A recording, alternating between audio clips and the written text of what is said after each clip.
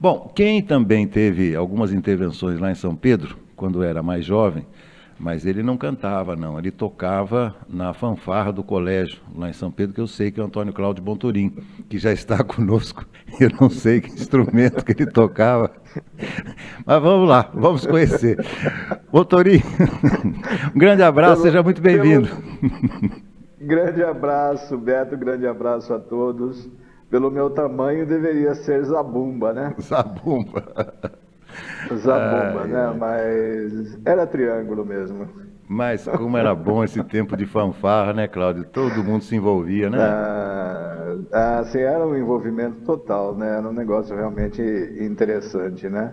É, Viva aquela época nesse período de estudo de fundamental. Na época isso. era grupo escolar, ginasial e colegial, né? É, grupo Hoje escolar. mudou toda a nomenclatura, mudou a É, nomenclatura, mas continua a mesma formação, né? O grupo, que é o fundamental, e o ginasial, e o ensino médio, que é o colegial. Na que é o época antigo nós tínhamos colegial. duas vertentes do colegial, né? Que era o clássico e o E o científico, né? científico, um pouco O mais atrás, né? científico, o É, científico é um pouco mais atrás. E tinha a escola normal também, que isso. formava professores para o grupo escolar, né? Aham, é, tempinho bom. Bom, Cláudio, vamos lá, vamos colocar os nossos ouvintes e telenautas em dia com a informação, meu amigo.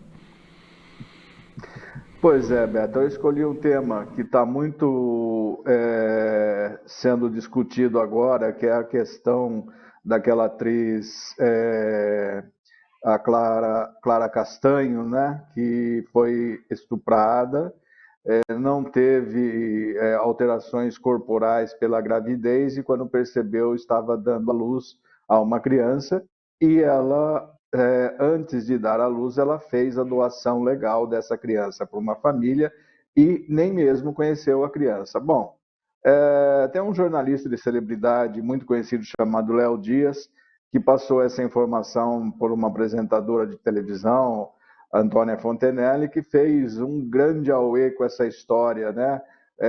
Acusou a menina, que é uma menina, 20 anos, 21 anos, de abandono de incapaz, de tudo que você possa imaginar, sem conhecer de fato as questões legais em torno desse caso.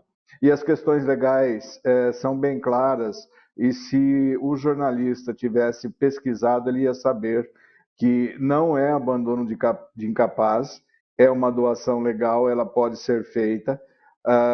E também a questão por ser estuprada, ela poderia ter feito o aborto, não fez porque não teve as mudanças corporais devidas para perceber a gravidez, né? Um caso raro, diga-se de passagem, mas o que eu quero falar aqui é justamente sobre a informação, a ética na informação, Beto. Nós temos que prestar atenção nisso, porque quando nós recebemos uma informação, nós sabemos que essa informação tem uma fonte, tem um interesse, e para a gente poder divulgá-la, nós precisamos ir a fundo no que nós recebemos dessa devida fonte. Temos que ver as questões legais, temos que pesquisar se é ou não verdade, entender a situação, entender as questões que estão implícitas no caso, para poder fazer uma divulgação sem incorrer em ofensas, nem incorrer em crimes e nem quebrar a ética profissional, que é tão importante na nossa profissão, Beto. Eu digo que a falta de ética de um jornalista hoje, ela é mais grave que um erro médico, porque ela pode não matar, mas a vida da pessoa que sofreu com a falta de ética numa informação indevida, ela é acompanhada da morte durante o resto de sua vida. Nós temos um exemplo bem claro aqui, que é a escola de base, né, Beto? De São Paulo, você conhece bem, virou case em faculdade de comunicação, destruiu uma família inteira e comprovou-se posteriormente que não tinha nada de real, de fático naquelas informações que foram passadas pela Folha de São Paulo, pela Rede Globo. Foi realmente um caso muito, muito escabroso aquele, né, Beto? E nós temos aí a questão da menina de 10 anos, né? Que também foi estuprada e uma juíza tentou convencê-la a esperar mais para não fazer o aborto, sabendo que ela corria risco, porque como menina ela não tinha condições de criar ou de gestar uma criança, pois ela também era uma criança, Beto. Eu acho que nós temos que repensar, e é sempre bom a gente voltar a esse assunto da ética na informação, na opinião, para que a gente possa realmente fazer a coisa certa sem atacar ou ofender ou destruir a vida de alguém, né? Uma informação mal dada é um tiro perigoso que se dá na pessoa que está sendo comentada nessa informação. Eu acho que se nós não levarmos em conta isso, a gente não pode mais exercer a profissão no jornalismo, né? De jornalista, de comunicador. A comunicação é uma ferramenta altamente eficaz e altamente perigosa também, se mal utilizada, Beto. O Cláudio, eu gosto tanto de escrever que quando me sobra, difícil acontecer isso, né? Mas quando sobra uns 10 minutinhos assim, e eu vi um tema, e eu passo por um tema que me chama a atenção, eu vou direto para o computador para escrever sobre ele. Foi o que eu fiz hoje, diante de um artigo publicado pela antropóloga Miriam Goldenberg, falando de uma pesquisa internacional que relaciona hábitos de leitura. Amanhã será publicado esse artigo no nosso editorial, mas em resumo, Cláudio, o que eu estou dizendo é o seguinte: essa nova informação,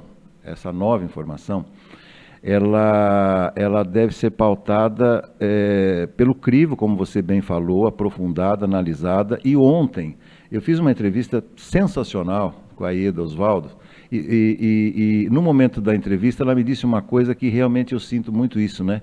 Que a pandemia fez com que ela tivesse mais paciência. E essa pressão que muita gente sofre, né, das mídias sociais, de ter que falar, de ter que repostar, de ter que não sei o quê, precisa ter um pouquinho de paciência, Cláudio, investigar um pouco, raciocinar, ver se aquilo está certo, está errado, é devido ou indevido. Então tem muita gente cometendo barbaridades por essa impaciência, talvez na volúpia de ser o primeiro a comentar, ser o primeiro a repostar, dando a falsa sensação que ele é melhor do que os outros, e não é isso, Cláudio. Jornalismo, a gente sabe muito bem, é outra coisa. Exato, Beto. Você colocou o dedo numa ferida realmente que está muito aberta hoje. A questão da rapidez da informação. Se você levar em consideração essa rapidez, se você fizer tudo pela rapidez, você, a qualquer momento, pode cometer um erro grave, e um erro grave que não tem retorno, porque uma palavra mal escrita, ela prejudica muito mais que qualquer tipo de agressão física, Beto. Eu tenho, inclusive, um quadro muito interessante no meu escritório, no meu apartamento, da época da criação do Código de Ética do Jornalista, lá em 1925.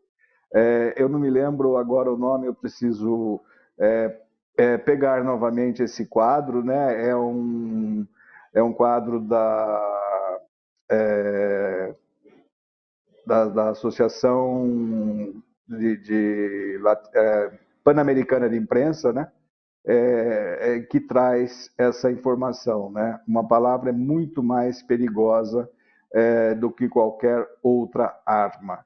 E é interessante isso, né? Porque a gente sempre pensa muito antes de escrever, a gente procura informação, a gente vai atrás de todas as fontes possíveis e imagináveis, ouve o outro lado também, porque isso é importante, né?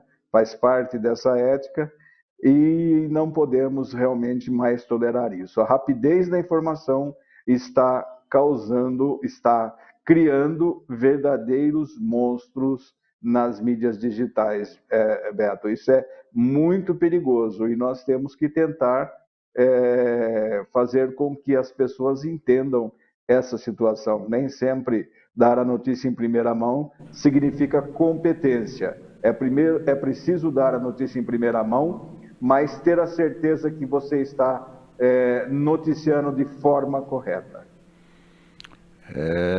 E juízes também, né?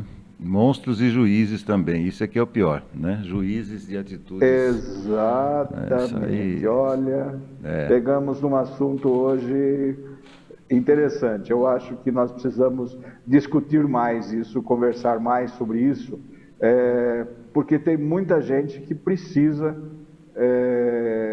ter a consciência no lugar e entender como é o procedimento para apuração e para divulgação de uma informação.